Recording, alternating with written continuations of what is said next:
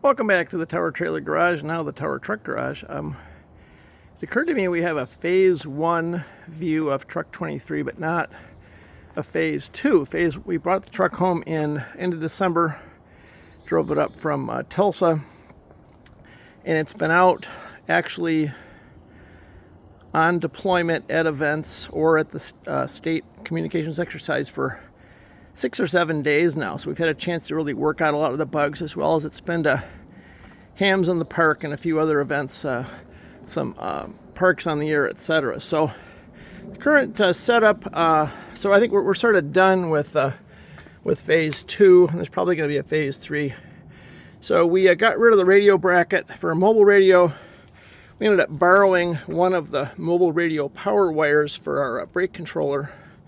We needed a high-end brake controller. We got a couple of HTs using 2 of the 7 rooftop antennas up in front. I think we talked about our new radio.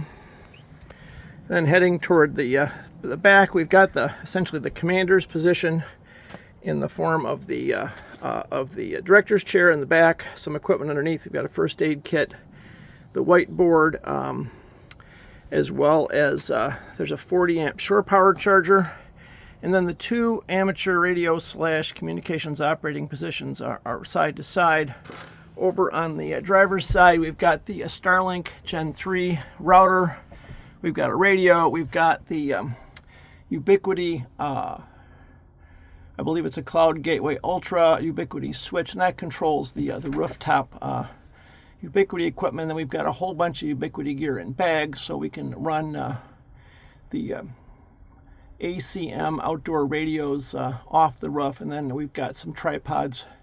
The design objective is to be able to cover the state capitol grounds, which we do every year for the marathon. 20 acres with good mesh / Wi-Fi. And then we've got various power converters and 48 volt, where the Ubiquiti stuff has really switched over heavily from the old 20 volt, 24 volt, which actually you could run on 12 volt, over to PoE. We've got a rack up here for some radios if you want to bring them. And then on the driver's side, the passenger side, we've got the solar controller. We've got 150 watts of solar on the roof, as well as some more outlets and places to store equipment. This is the cute little galley area we made out of an old rack cabinet, and it has an outlet for the rechargeable flashlight. And also you can put the coffee pot and stuff like that. Underneath, we've got a Group 31 battery. People frequently ask questions, why don't you use LiPo? The truck is designed for ski events, and we run ski events down to -4 centigrade. LiPo batteries require heaters. It's a pain in the neck. So also, I don't have to worry about a charge controller because I've got 40 amps or more coming off the shore power or off the Ultra. That's a little shelf for the microwave or printer. Right now, both are out. We had them out for Camp Ripley. This is a piece of Menards shelving. It's not very waterproof. We've learned that. And then N0 NAS donated a couple of pieces of a bed frame to hold that up. So if anybody accidentally sits on it, it won't destroy it. We've got the old rack fans are set up to provide cooling. So those are some of the features. Again, we kept all the old, or almost all the old Frontline conversion. And we've got the little chairs, which can be removed, or there's actually room for one person to sleep fore and aft here. And I've actually slept out here once. We got rid of the air conditioner. It was broken. It added 100 pounds to the roof, and it's Minnesota. It doesn't get that hot, and it required a bunch of power. So now I just put in one of those little RV roof vents that provides light and air. So that's something. If you lived in Houston or something, that's probably something you'd want. Going back to the back, one of the key features, we'll get shore power. Turns out the matching jack was a marine shore power inlet, which is fine. We just use adapters. And then we've got the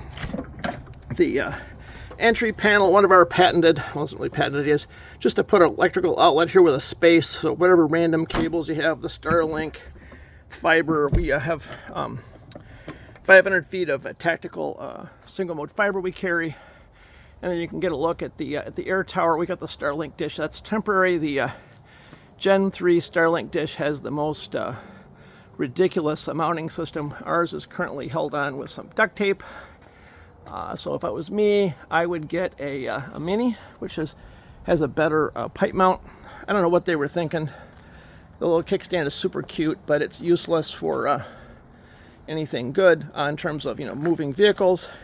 One of the best features of the rig, lots and lots of storage. So coax, bunch of chairs, there's the air tower, and then just piles and piles. One of the things we can never have enough of is coax, cables, etc., tripods, and then the sandbags for the awning. We've got forgot to mention that, we've got the awning.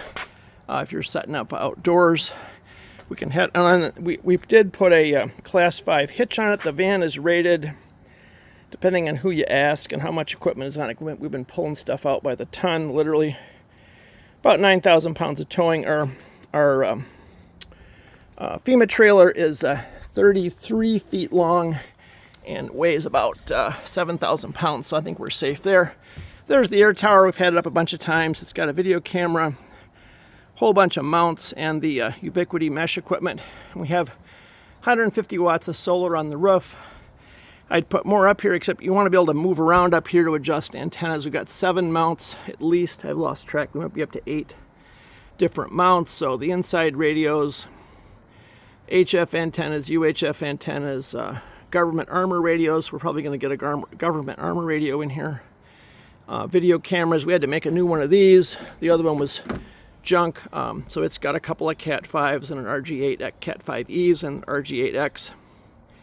So we can have 48 volts and 24 volts, and then whatever else we want up at the top of the tower. So those are just some of the features. And again, we had a good time up at Camp Ripley. We were up at the remote area up at called the forward ammunition supply point, and we did buy new tires for it, and it does pretty well. It's not 4-wheel drive, but it's not bad. And we did tow one of the diesels up there, so we had the 3rd tallest tower at the exercise, including all the government folks, the 100 participants, and we were able to haul one of the small diesel tower generators, 30-foot tower, and a FM repeater up there. So, and again, we're pretty happy with it as it is. Again, it's been out a lot, and any more upgrades, we've got a cradle point with an outside antenna. We did not try, we have a cell booster that we tried out. We didn't try it out, we've installed it, but we haven't tried it, and quite a few other capabilities that we haven't even scratched the surface on. So thanks for that, and there'll probably be a video for phase 3.